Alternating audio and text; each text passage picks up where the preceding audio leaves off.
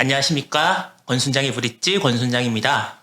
오늘은 최상욱 작가님을 모시고 이야기를 한번 나눠보려고 하는데, 그전에는 이제 그 애널리스트 하시다가 잠깐 쉬시다가 네. 유튜브 하시는 걸 제가 계속 봤었거든요. 그리고 최근에 네. 또 이제 회사를 이렇게 옮기셨는데, 뭐 어떻게 신경의 변화나 뭐 이런 게 있어갖고 옮기신 건지, 아니면 어떤 계획이 있으신 건지. 2020년 8월 달에 제가 애널리스트 하다가 회사를 그만뒀고요. 네.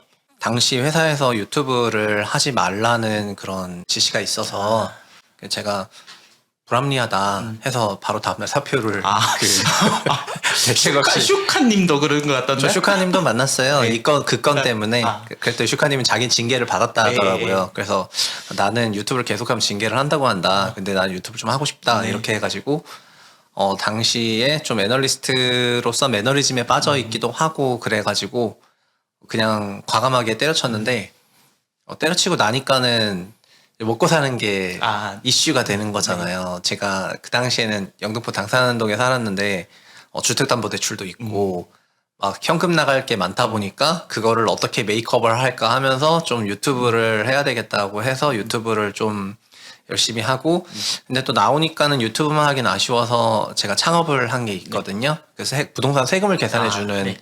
그 텍스몬이라는 거를 만들어가지고 VC들을 만나면서 좀 투자 유치를 받아보려고 했는데 결과적으로는 2021년 상반기 때 투자 유치를 실패하게 되었고 그래서 제 창업과 투자의 어려움을 좀 체감하던 차에 그해 작년 12월 달이니까 3개월 전인데 3개월 전에 업라이즈에서 그 김다태님 있는 업라이즈에서 좀 유튜버로 모시고 싶다 이렇게 해가지고 네 알겠습니다 하고 저도 유튜브 하고 싶었다 하고 이제 가게 된 겁니다. 거기 이효석 팀장님도 저희는 같은 날 입사를 했는데 그 효석이하고 고란 기자하고 저 셋이 크리에이터로 같이 입사를 했고 지금 같이 컨텐츠 팀에 있습니다. 정말 우리나라 이거 주택 또 세금 문제 굉장히 사람들이 관심도 많지만 너무너무 복잡한데요. 우리나라에서 사람들이 부동산에 다른 나라에 비해서 많이 관심을 갖는 편인가요? 유독? 아니면 다른 나라도 이 정도로 다 부동산에는 관심이 있는 건가요? 저는 그게 사실 제일 먼저 궁금하거든요. 저는 국가 간에 엄청난 차이는 없다고 생각하는데 그러니까 관심이 있어서 주택을 우리가 더 취득한다. 다른 나라보다. 저희가 통계적으로 봤을 때 그냥 그 집주인이 자기 집 사는 비중을 자가 점유율이라고 하고 그냥 집주인이 집을 갖고 있는 거를 소유주가 집을 갖고 있는 거를 자가 소유율이라고 하는데 우리는 전세도 있고 하다 보니까 점유율을 따로 통계를 내고 소유도 통계를 내는데 대부분의 나라에서 그냥 자가 소유율을 통계를 내거든요. 집이 있으면 그 집에 그냥 사는 거죠. 근데 그래서 보면은 보통 자가 소유율이 아무리 높아도 60% 초중반. 네네.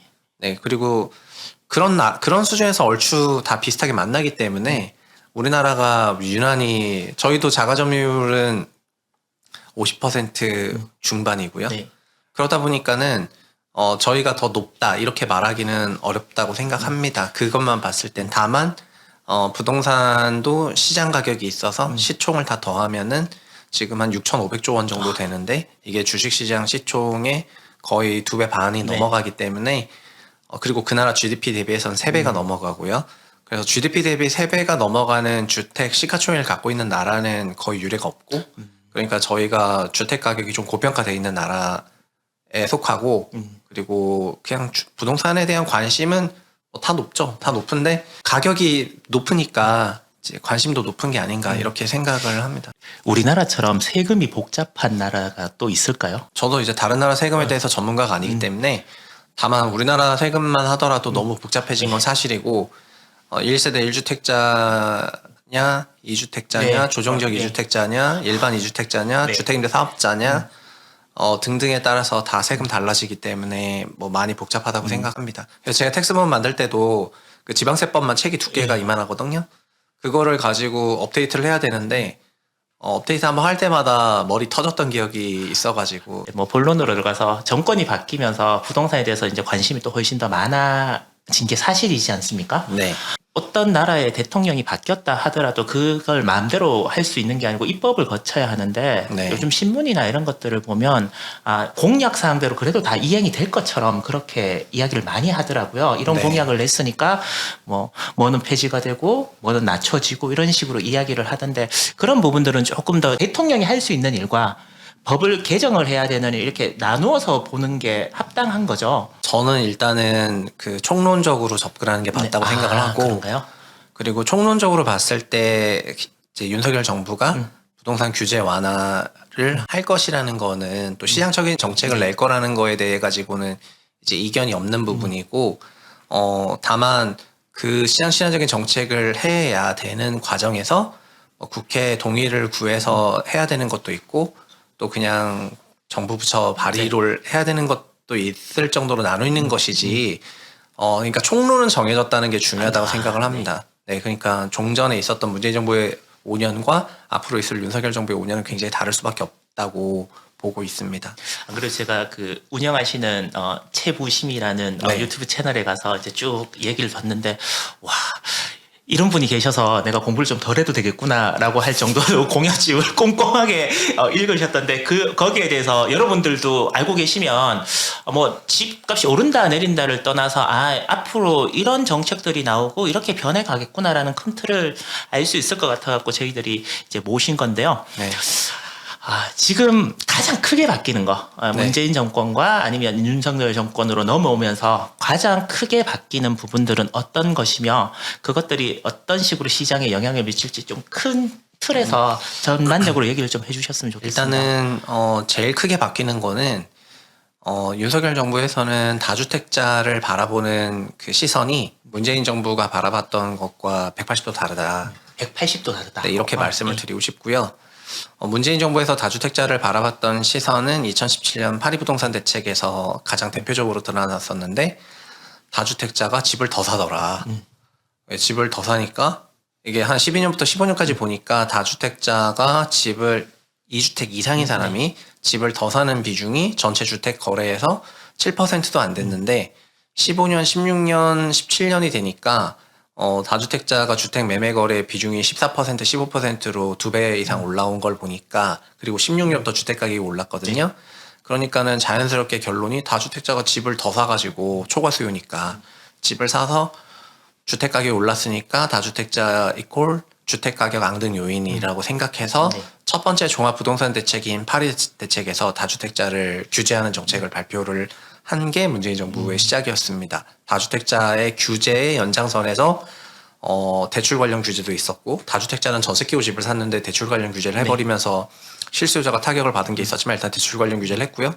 그 다음에는 자연스럽게 다주택자는 집이 많아서 집을 팔 거기 때문에 언젠가 팔 거니까 매각할 때의 양도 차익에 대해서 중과세율을 매겨서 세후 수익을 떨어뜨리게 하겠다는 거예요. 그리고 또 블러핑, 그 당시 블러핑이고 2018년에 실제로 됐지만 보유세도 올리겠다. 집이 여러 채인 사람들에 대해서는 보유세도 올리겠다는 식으로 해서 다주택자에 대한 세제 규제와 제도적인 규제를 집중적으로 발표를 했거든요.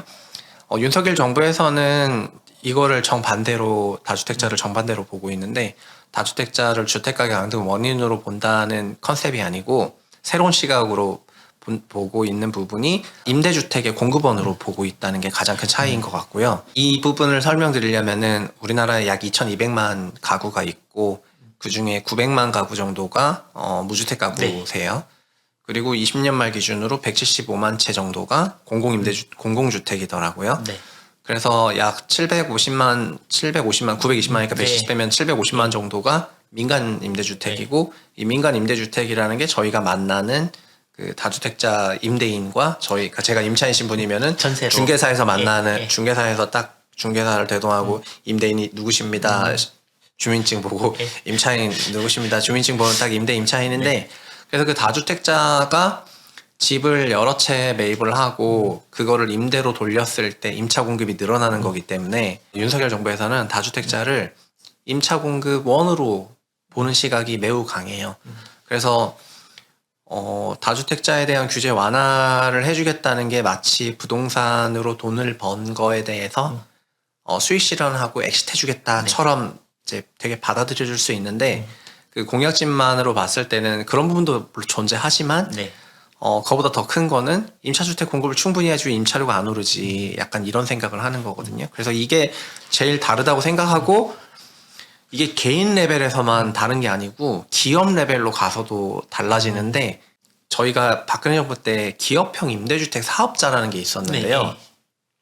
그 당시에는 다주택자들 중에서 좀 어떻게 했냐면은 다 주택 임대업을 등록하는 사람이 너무 없어가지고 전체 한 700만 채 임차 중에서 한 80만 채 정도만 임대차 등록을 하니까 너무 등록을 안 하잖아요. 그러니까 좀 등록해라. 4년 또는 8년으로 하면은 세제 혜택 주겠다. 이러면서 주택 임대 사업자 제도를 2015년 1월 달에 정비해서 민간 임대주택에 관한 법을 신규로 만들면서 그러니까 새로 법을 만들었으니까 힘을 실은 거죠. 네. 그러면서 임대주택 사업자 제도를 도입을 했거든요. 그러면서 뭐라고 했냐면은 300채 이상을 건설하거나 100채 이상을 매입하는 큰 소원들은 우리가 기업형이라고 이름을 부르겠다. 그래서 기업형 임대주택 사업자. 그러면 기업형 임대주택 사업자와 기업형 아닌 사이즈, 그러니까 99채까지요. 네. 99채까지는 일반형이라고 불러가지고 이 일반형 주택임대 사업자가 저희가 지금 알고 있는 주택임대 사업자고 예. 이 주택임대 사업자 중에서는 뭐 4년 등록한 단기임대 사업자, 8년 장기임대 네. 사업자도 있지만 그 당시에는 그러니까 기업도 임대 시장에 끌어오려고 했었거든요. 네. 그래서 이번에 윤석열 정부 공약에는 이런 게 다 그대로 똑같이 재현이 돼요. 그러면 박근혜 정부 때 그 주택 정책하고 거의 흡사하다라고 보면 저희들이 이해하기가 좀 편한가요? 네, 너무 비슷해서 거의 똑같다라고 생각해도 될 진짜? 정도로 너무 그냥 비슷하다고 생각합니다. 그런데 사람들은 박근혜 정부 부동산 정책을 생각보다 잘 모르세요. 그렇죠. 그냥 왜냐면 주택 가격이 양등한 거는 2017년 문재인 정부부터고 그래서 문재인 정부의 부동산 정책은 규제 일변도였다는 건 다 알고 있는데 그 2013년부터 16년 말까지 있었던 박근혜 정부에서 어떤 정책을 썼는지를 잘 모르시는 분들이 더 많으신 것 같아요. 그때 뭐 최경환 장관이 나와서 뭐 그냥 저희들 흔히 하는 얘기로 뭐 빚내서 집 사라, 네. 대출 받아서 집 사라 그 멘트만 이제 기억을 하고 지금은 워낙 28번인가 이게 네. 부동산 정책이 나왔다 그러는데 워낙 많이 나오니까 그게 익숙하고 그때는 잘 몰랐는데 이제 꼼꼼히 한번 알아봐야 되고 또 공부를 해봐야 되겠다는 생각을 하게 되는데요. 작가님이 보시기에 네. 뭐 이전 정권 이제 뭐 지나가는 정권의 문제점을 뭐 캐내서 뭐 뭘 하겠습니까만 그래도 이런 부분에서의 실책은 분명히 있고 이런 부분은 잘못했다라고 이렇게 꼽을 수 있는 부분이 있으면 어떤 것들이 가장 크게 이 주택 시장을 왜곡했거나 아니면 이렇게 가격이 오르는데 도화선이 됐다고 생각을 하십니까? 2017년에 문재인 정부 출범하고 파리부동산 대책 나왔을 때 그때 다주택자들에 대해서 규제 강화를 하겠다고 하고 그리고 이미 2015년부터 주택시장이 굉장히 화랑새로 접어들었고 2015년에는 역대급 분양도 있었고요. 52만 원 분양될 정도로 건설부동산 경기가 초호황에 진입을 하게 되었는데 인수위가 없이 그 문재인 정부가 출범해서 그런지는 모르겠는데 부동산 정책에 대해서 심각성을 그 당시에 좀 모르고 있었다는 거. 그래서 그 당시 저만 해도 2016년에 뉴스테이 시대라는 책을 내면서 지금 박근혜 정부에서 9.1 부동산 대책을 발표를 했고 택지를 더 이상 신규 지정을 안 하고 신도시를 없애는 형태의 정책을 썼기 때문에 요즘으로 비유하면은 무제한 양적 긴축이거든요. 양적 긴축. 무제한 양적 긴축인데, 그러니까 계속 긴축하겠다는 건데, 그런 형태의 정책이 발표가 되었는데, 그냥 2015년에 분양이 초호황에서 분양이 많아서 17년, 18년, 19년에 입주가 많다 보니까 부동산의 공급이라는 게 입주인 건 맞거든요. 네네. 그래서 17년쯤 봤을 땐 입주량이 터진 상태이고 평년보다 훨씬 많아서 공급에 문제가 없다. 이렇게 그 생각을 하게 되면서 수요만 문제다. 예. 이렇게 생각을 해가지고 그 수요의 문제인데 실수요는 주택 가격을 앙등시키진 않으니까 급하게 다주택자가 투자 수요라고 생각해서 그렇게 잡아서 다주택자를 대상으로 하는 그런 핀셋 규제를 강화했던 게 그게 제 첫 번째 문제 포인트였던 것 같습니다. 그러니까 그 당시에 저도 공급이 없다는 논리를 계속 전파를 했었는데 물론 보시는 분들은 제가 19년부터 주택시장 약세장 전망했기 때문에 뭔 소리냐 이렇게 생각할 수도 있지만 제 2017, 18년도에 그 핵심 로직들을 시장이 잘 계승해줘서 주택 공급이 부족하다는 거에 그 근거는 제가 15년에 만들었다고 생각하거든요. 근데 그거를 돌이켜보면은 결국 실제로 주택 공급이 부족했다는 게 나중에 드러나서 19년 4월 정도 돼서 이제 3기 신도시로 하는 동안에 이미 저희 1년 1년마다 시장이 급격히 변하는데 그리고 2018년도에 엄청난 상승장이 있었고요. 그러니까 그 공급이 한 번 좀 타이밍 늦게 이루어졌다는 거. 두 번째는 임대차 입법 관련인데요. 3법 말씀. 실제로는 입법이에요. 아, 네, 입법인가요? 네, 그냥 왜냐면 전월세 거래 신고에 관한 법률이랑 임대차 보호법 법 두 개가 통과가 된 근데 왜 거거든요. 저희는 계속 임대차 3법 이렇게 알고 있어요? 사실 그때 그 상가 임대차 보호법도 통과를 했는데 상가 임대차 보호법 저희 주택이랑 상관없기 때문에 그 임대차 입법이 원래 맞는 말인데 그 당시 법 3개를 하니까는 이제 3법이 된 거고 임대차 입법을 2020년 7월 30일에 국회 통과를 시켰는데 그거가 사회적으로 임대차 입법이 어떤 내용인지 갱신권과 그 다음에 상한제가 어떤 식으로 적용하는 건지 신규 계약과 갱신 계약을 또 나눠서 봐야 되잖아요.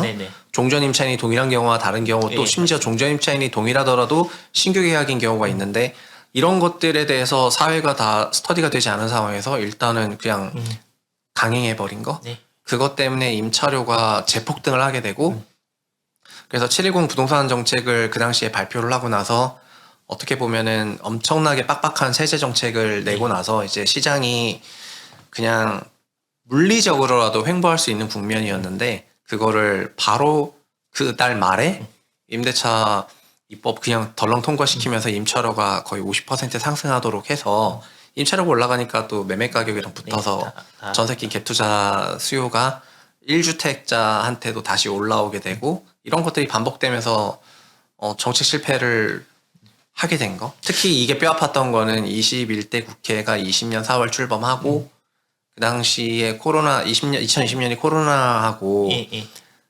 그리고 이런 부동산 문제를 해결하라는 그런 국민적인 열망이 높았던 때였는데 근데 그런 엄청난 권력을 갖고 있는 상태에서 국회 주도로 그런 거를 이제 일사천리로 추진해가는 과정에서 너무 그냥 일사천리로 추진해버려서 사회가 받아들이는 시간이 없었으로 인해 가지고 임차료가 대폭등한 그런 사건? 그게 컸던 것 같습니다. 근데 보통 이제 정책 입안자들이나 이런 데 보면 옆에서 조언해 주시는 분도 있고 있는데 그런 문제점이 있다는 거는 굉장히 많이 지적도 하고 했을 텐데 그렇게 강행했던 이유는 이렇게 하면 안정될 거라고 본인들은 믿었을 가능성이 있는 건가요?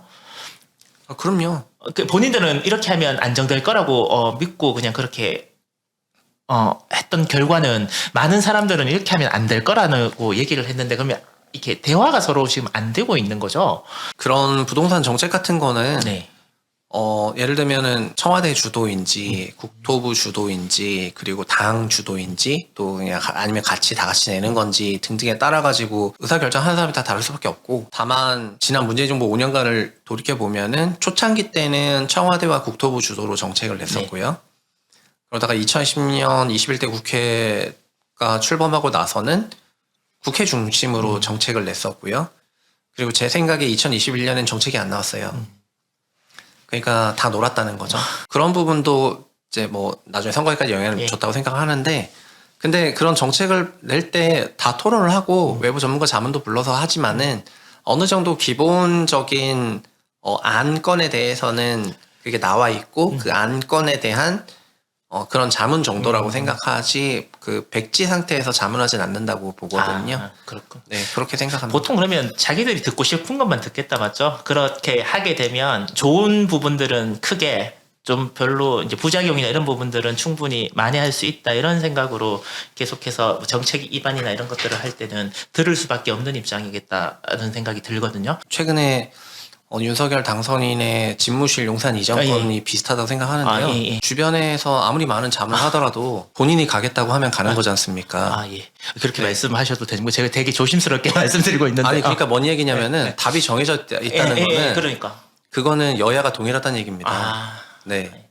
결국 자기 하고 싶은 거 하는 거고 자기 그 철학에 맞는 거를 정책으로 추진하는 거고 그래서 총론적으로 윤석열 정부가 부동산 규제 완화 시장 거래 활성화를 정책을 낼 거라는 답이 정해져 있다는 겁니다. 제 말씀은. 그러니까 저쪽도 역시 어느 정도 답이 정해져 있었던 거고 그래서 그냥 자문위원을 해서 그 의견이 바뀌냐 이거는 그냥 되게 정말 아이디어란 얘기 같습니다. 아, 만약에 집무실 용산 이전에 대해서 뭐 자문 회의를 했더니 불리하다고 나와가지고 그럼 집무실 용산 이전 안 할까요? 이게 합리적으로 잘 돌아갈 거라고 아까 나이브하게 그렇게 생각을 많이 아직까지 하고 있는 것 같아요. 똑똑한 사람들이 만나서 하면 우리랑 일반 사람들이 사업하는 거랑은 좀 다르지 않을까라는 생각을 하는데 특별히 또 그런 것도 없는 것 같습니다. 최근에 그 작가님의 뭐 유튜브 영상이나 이런 걸 보니까 주택을 공급하는 것보다 네. 위치에 주목을 해야 된다. 네. 라는 말씀을 하셨던데 네. 그건 어떤 말씀인지. 그것도 철학의 충돌이라고 할 수가 있는데 부동산 씬에서는 그러니까는 클러스터 효과로 직접 효과를 일으켜야 되기 때문에 수도권 역시 도심 중심으로 그 성장을 시켜야 된다고 네. 생각하는 그런 부류가 또 있고 그리고 어느 정도 밸런스 있게 균형 있게 발전을 해가지고 좀 다 같이 잘 살자라고 생각하는 계파가 또 있어가지고 그래서 그런 맥락에서 윤석열 정부는 도심 집중형이거든요. 1기 신도시의 재건축을 반드시 재추진하고 또 주택 공급도 무조건 도심에 해야 된다. 이렇게 생각해서 도심의 주택 공급을 집중적으로 하기 위해서 재건축 재개발 규제 완화를 할 거고요. 그리고 1기 신도시는 현행 재건축 관련 법으로는 재건축하기가 사업성이 나오기가 어려우니까 특례법까지 만들어서 재건축을 하겠다라고 생각을 하고 있고 또 그 물량이 30만 호에 이를 정도로 굉장히 많기 때문에 정비사 한번 들어가게 되면은 연에 막 예를 들면 10년간 걸려도 연에 3만 가구의 임차 가구가 나오게 되고 이게 전세 시장을 굉장히 요동치게 만들 수가 있기 때문에 그런 3만 가구 정도 되는 물량들을 3기 신도시에 받아주는 그런 행정적인 부분도 생각을 해서 정책을 짰거든요. 네네. 그래서 다시 서울과 1기 신도시 중심, 구도심 중심의 주택 공급 체제로 그 180도 달라지고 문재인 정부에서는 아시다시피 구도심의 주택 공급을 좀 지양하고 그리고 3기 신도시를 통해서 주거 수요를 이제 확산하겠다는 그런 방침이었어가지고 그게 서로 이제 또 다시 충돌하게 된 거죠, 이제. 근데 이제 다음 5년은 어쨌든 윤석열 정부니까 구도심 중심의 주택 공급 시대로 전환하게 될 것 같습니다. 다주택을 가지고 있는 게 약간 죄악시되는 그런 분위기는 분명히 벗어나는 것 같으면 네. 똘똘한 한 채, 네. 서울에 뭐 강남에 똘똘한 한 채로 가는 게 맞느냐 아니면 이제 투자의 목적으로서 보는 거죠.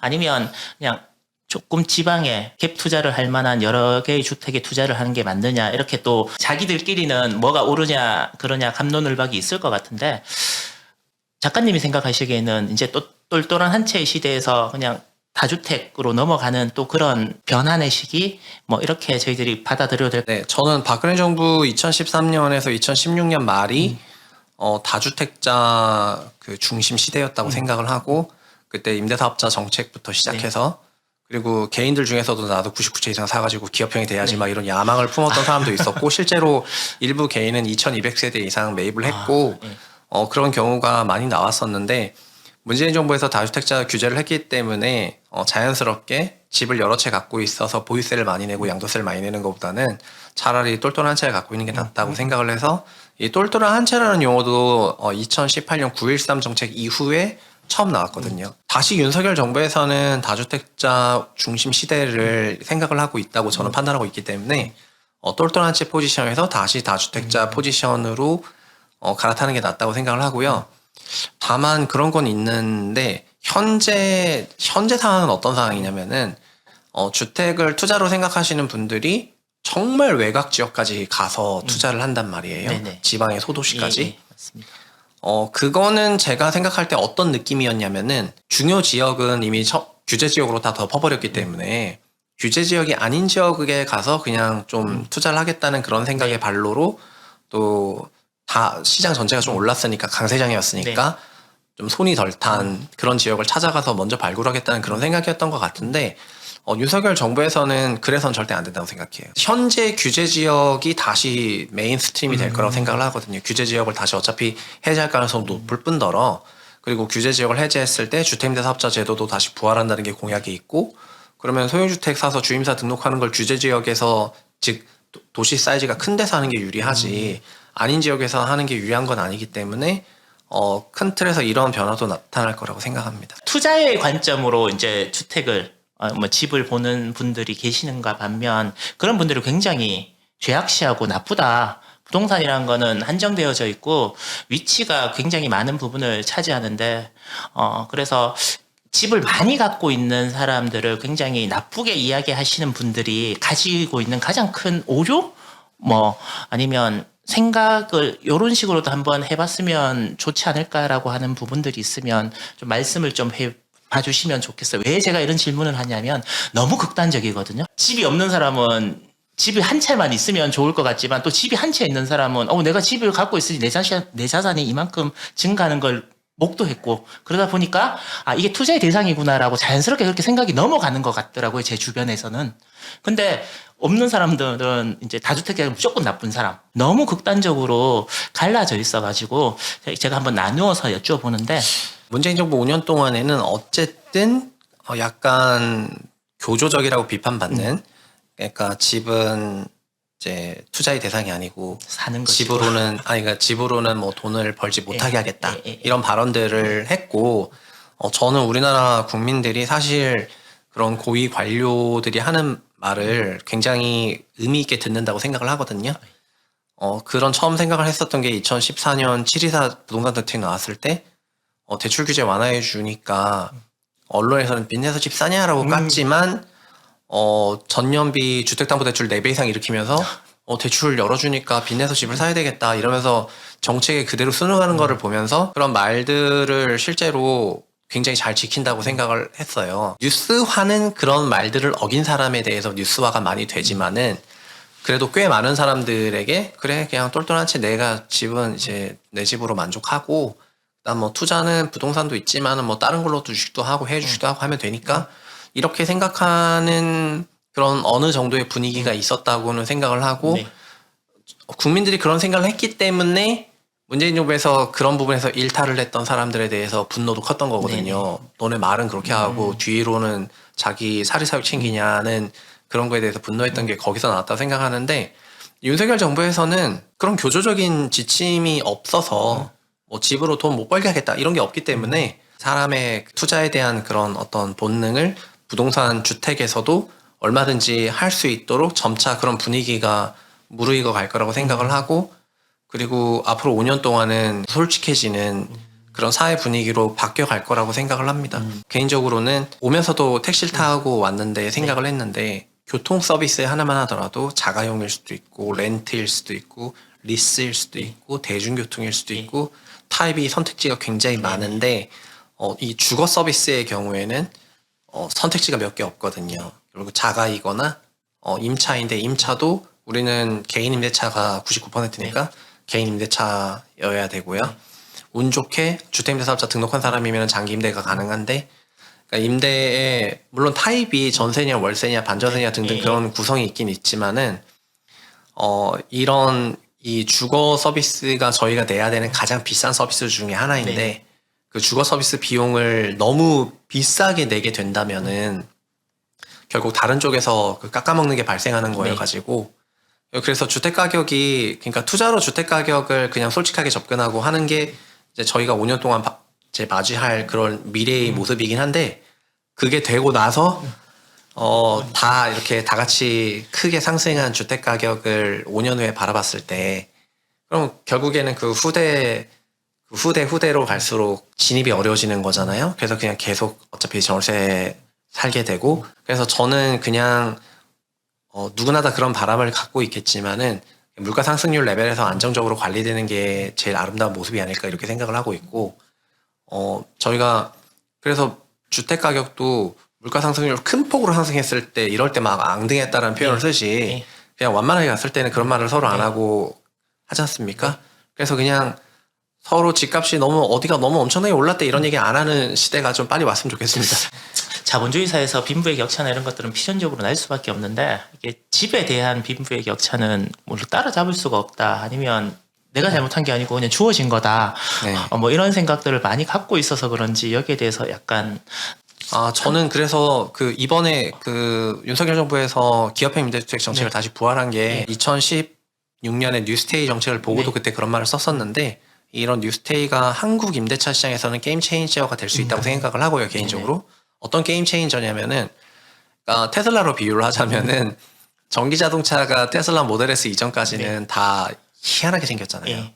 그냥 정말 세단이라고 부를 수도 없는 것처럼 희한하게 생겼는데 그냥 전기 자동차구나 했었는데 모델 S 등장하고 나서부터는 디자인이 너무 멋있게 빠져가지고 전기차가 이런 디자인이 돼 이러면서 그 임팩을 세게 줬잖아요. 그러니까 사람들이 갖고 있는 기존의 패러다임을 깨려면은 엄청난 그에 상응하는 임팩트가 있어야 되는데 한국 임대차 시장에서의 그 임대라는 거는 굉장히 부정적인 느낌으로 연결이 되거든요. 그러니까 자가를 선택한 경우에 임대를 선택한 경우를 비교하는 데 있어가지고 진짜 찐부자들은 임대를 사는데 그냥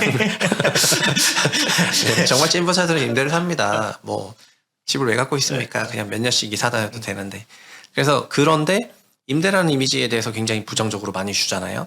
근데 그런 맥락에서 그 임대차 시장을 선진한다는 게 어떤 의미냐면은 결국 퀄리티를 올려야 되는데 이 퀄리티라는 게 많은 분들이 임차료와 임대 기간 이런 것들 얘기하지 물리적으로 그 집의 퀄리티 그 자체가 네. 높아야 되거든요. 네네. 근데 그런 거를 개인 다주택자가 어떻게 공급을 해요? 개인 다주택자는 그냥 기존 주택을 매입해서 임대로 돌리는 사람이지 그럼 고퀄리티 주택을 건설하는 사람이 아니잖아요. 네네. 그래서 기업들로 하여금 이런저런 혜택을 엄청나게 몰빵해서 줄 테니까 고퀄리티 중산층 이상에 거주하는 임대주택을 만들어가지고 돈이 있는 사람도 임차주택의 퀄리티가 높고 8년 이상 관리가 되고 그 유지관리 서비스가 너무 좋으니까 호텔에서 대접받는 것 같은 레지던스 서비스를 받는 것 같은 그런 임대차 주택을 아파트 단지형으로 엄청나게 만들어가지고 하기 원했던 게 2015년 1월에 뉴스테이였어요.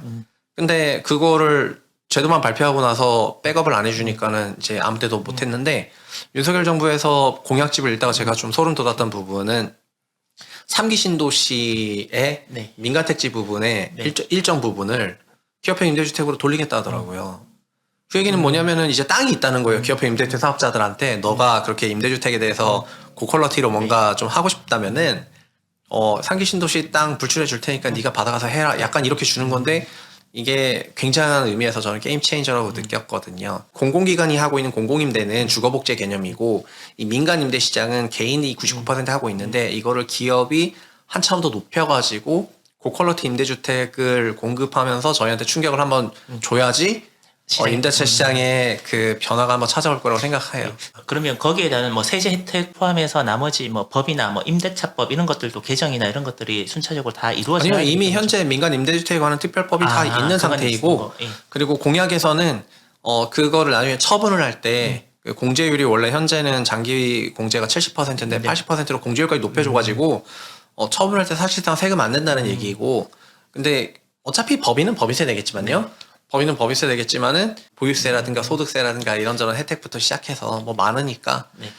그러니까 그걸 보니까 저도 어떤 생각이 드냐면은 나도 기업형 임대차 사업 법인 하나 만들어가지고 3기 신도시 천세대 땅을 분양을 받아서 여기다가 내가 이런 사업 아이디어를 가지고 조성하겠다고 PF 이렇게 해가지고 이제 이런 사업이나 해서 천세대 임대업이나 할까 이런 생각이 들 정도로 기업형 임대차 사업에 대해서는 기대가 좀 커요. 나중엔 작가님이 아니라 건물주로 만나는 거 아닌가 모르겠습니다. 아니죠. 1000명의 임차인을 모시는 집사가 되어서. 네, 그렇군요. 네네네. 뭐 호텔식 지배인님 뭐 이렇게 지배인님이라고 불러도 되겠다. 네. 지금 저희가 그때도 나왔던 얘기인데 하다못해 통신이라든가 이런 그 핸드폰 계약할 때도 다 기업이랑 계약을 네. 하는데 이렇게 비싼 주거 서비스를 내는데 개인끼리 계좌번호 몇 번이시죠? 서로 그냥 네. 보내고 막 게다가 요새 그 임차료가 엄청 많이 올라가지고 기백만 원씩 보내시는 분들이 계신데 그리고 기백만 원씩 보내는 서비스에 대한 그런 것들이 둘이 알아서 해야 되는 게 크다 보니까는 아쉬운 부분이 있는 거죠. 우리나라에 대규모 임대사업자가 없어요. 그러니까 지금 20년 말 기준으로 법인이 한 6천 개 정도가 임대업을 하고 있는데 평균적으로 해봐야 4채 5채 정도거든요. 근데 이게 기업화 정도 됐다고 하는 거는 진짜 몇십만을 하는 거고 일본의 다이토 겐타쿠 같은 그런 회사들 보면은 지금 108만 채를 임대로 돌려요. 네. 그 회사 한 개가. 네. 전체 임대 시장이 1,500만 채 정도 되면은 그런 85%가 다 기업화되어 있거든요. 그래서 그냥 레오파리스 가냐, 다이토 겐타쿠 가냐, 뭐 어디 가냐에 따라 가지고 근데 그 정도 되면 어느 정도 되냐면은 그 회사가 보유하고 있는 임차주택이 위치가 쫙 깔려 있으니까 그 주택 간에 그 스와핑이 되는 거예요. 내가 여기다가 저기 거주하고 싶다, 저기다가 거주하고 싶다. 그리고 예를 들면 요즘으로 기준으로 하면은 애플 TV를 깔겠다. 네. 대신에 우리 임차인이 100만 세대가 되니까 100만 세대 계약할 때 좀 싸게 계약해가지고 이런 게 되는 거예요. 그 소프트한 부분에서요. 네네. 뭐 크린토피아랑 계약을 네. 하는데 여기 출시는 얼마 이런 게 100만 막 10만 100만 넘어가게 되면은 메시브한 숫자가 나오면은 여기랑 캡티브 계약을 체결할 수가 있게 돼가지고 B2B 부분에서도 이 유틸리티 서비스를 싸게 도입을 할 수가 있게 되거든요. 근데 그렇게 되면 얼마나 더 사는 게 지금 편해지겠어요. 네네. 지금은 이걸 어떻게 해결하고 있냐면 각 단지를 만들어서 해결하고 있습니다. 우리나라에서는 아파트 단지를 만들어서 단지 중심으로 어떤 서비스, 근린 서비스들을 해결하려고 하고 네. 있는데 단지 아무리 커도 만 천 세대잖아요. 만 세대면 엄청나게 크죠. 만 세대 엄청나게 큰데 만약에 10만 세대 이상으로 구성된 주택 임대 서비스를 구성하는 업체가 서울에 있다고 생각했을 때 그 업체는 엄청난 플랫폼 효과를 갖고 있을 겁니다. 근데 그것처럼 정말 선진화되고 더 싸게 주거를 할 수 있게 되는 그런 게 올 수가 있는데 그런 기반이 어쨌든 이번에 좀 마련되는 게 아닌가 해서 이것도 되게 큰 변화 포인트라고 생각을 합니다. 이 작가님, 저는 뭐 사실 뭐 정책이나 이런 것들에 대해서는 그냥 신문 정도 나오는 것들만 듣고 이해하는 정도인데 방금 말씀하신 내용을 들어보니까 굉장히 큰 변화고 여기에서도 뭐 투자 이런 걸 떠나서 우리의 삶을 많이 바꿀 수 있는 여러 가지 모습들을 또 상상하게 되는 것 같아요. 네. 편하게 한번 여쭤볼게요. 그냥 윤석열 5년 동안은 집값이 떨어질 이유는 크게 없다라고 보는 게 합리적인 건가요? 네, 저는 그렇게 생각하고 있습니다. 대한민국에서는 역시 부동산이야. 집값은 항상 오를 거야. 라고 누군가 제가 얘기를 한다면 저한테 어떻게 얘기해 주고 네, 싶으십니까? 주택 가격은 GDP에 수능해서 장기 우상향하기 때문에 얼마 전에 하워드 마스도 타이밍을 잘 보는 게 중요한지 아니면은 그냥 사놓고 잘 묵혀두는 시간이 중요한지에 대해서 얘기를 했는데 국내 부동산 투자가 아니라 꼭 매수를 하시는 분들 같은 경우에는 굉장히 오랜 기간 묵혀두는 그 타임 지향형 투자를 하고 계셔가지고 사두고 그냥 잊고 살고 몇 년 지났더니 좀 오르고 약간 이런 거여서 그 나라의 경제 성장률 하는 만큼이라든가 또는 그 이상의 수익은 항상 내셨다고 생각하고 네. 그래서 부동산으로 돈 일을 잃었던 사람을 만나기는 어렵다고 보고 있고요. 네. 다만 부동산 역시 단기로 그다음에 타이밍 지향형으로 투자한다 그런다면은 얼마든지 돈을 잃을 수 있다고 생각은 하거든요. 예를 들면 제가 말씀드렸던 것처럼 윤석열 정부에서는 다주택자 중심이고 구도심 중심이기 때문에 너무 외곽의 소도시로 포트폴리오 늘렸던 사람들 같은 경우에는 타이밍상 손실을 할 수도 있겠죠. 시장 색깔이 변했으니까. 네, 네. 주식시장으로 비유를 하자면은 시장의 색깔이 달라진다 이렇게 말씀을 드리고 싶고요.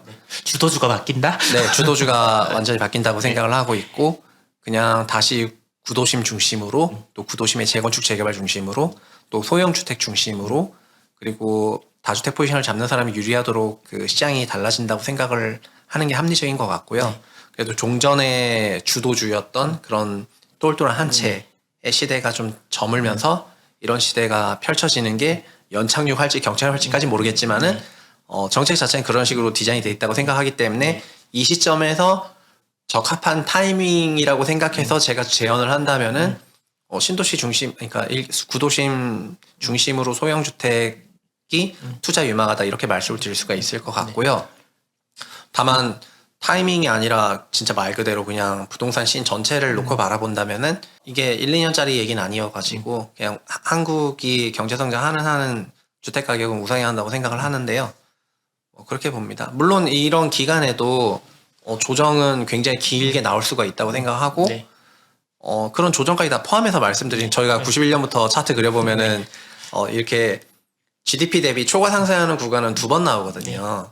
그러니까 이게 중요하다고 생각하는데 GDP 대비 초과 상승 그러니까 어떤 벤치마크 대비 초과 상승했을 때 사람들이 좀 관심이 가는 거지. 희열을 막 느끼죠. 네, 벤치마크만큼 갔을 때는 금방 관심이 잃어가지고 그래서 2001년부터 2007년까지 주택가격 초과 상승했을 때 하고 2017년부터 2021년까지 주택가격 초과 상승했을 때 주택시장에 대해서 투자 대상으로 부동산 너무 좋아 이러면서 막 이렇게 하는 건데 다시 그냥 GDP 레벨에 그냥 붙어버리게 된다면은 언제 그랬냐는 것처럼 이제 부동산을 좋은 투자 대상으로 보는 게 아니고 그냥 자연스럽게 다른 투자 대상으로 간다거나 하는 분위기도 나올 수 있을 거라고 생각하고 그때가 반드시 뭐 하락이냐 이게 아니라 그냥 성장률 따라서 완만하게만 가더라도 그렇게 될 거라고 보는데요. 뭐 그냥 제 이제 이상적으로 보기에는 그런 세상에 오는 게 가장 좋을 것 같은데 뭐 현실은 그래도 아직까지도 주변에 언제 사지? 지금 사면 좋은가? 어디 사지? 여기가 더 좋은가? 저기가 더 좋은가? 뭐 이런 그것도 고민들을- 그러니까 결국 타이밍과 예. 타임에 대한 예, 얘기라고 맞습니다. 생각을 예. 해가지고 근데 실거주를 생각하시고 주거 서비스를 길게 느껴야 된다고 생각하는 사람이 타이밍을 재는 거는 의미가 없다. 네, 그거는 이제 좋은 그런 어프로치는 아닌 것 같고요. 왜냐면 나는 여기 오래 살 거고 4년 이상 그러니까 지금 현재 임대차법으로 4년간 4년, 거주가 네. 가능한데 4년 이상 살 생각을 하니까 이 집을 사고 싶은 건데 근데 타이밍을 봐야지. 이거는 너무 투자자적인 관점이라고 생각을 해서 실제로 저는 주변에 그래서 1주택자들이 집을 살 때 그렇게 타이밍을 재지 않는다고 봐요. 실제로도요. 그냥 자기가 회사나 결혼이나 육아 등등의 이유로 거기에 정말 오랜 기간 거주해야 되거나 또 그만큼 구매력이 모였을 때 집을 사는 거지. 집 살 때 갑자기 막 뭐 연준 정책 보고 그다음에 막 인플레이션율 보고 그다음에 막 점도표 보면서 이 점도표상으로 22년 하반기가 제일 그러니까는 22년 하반기 이런 사람 저 거의 없다 생각하거든요. 그래서 이 부동산도 너무 타이밍에 익숙한 사람들이 그런 질문들을 하니까 그런 형태의 질문들이 네. 나오는 거라고 생각하고 실제 부동산에서는 거의 그런 거래는 많지 않다고 생각을 합니다. 알겠습니다.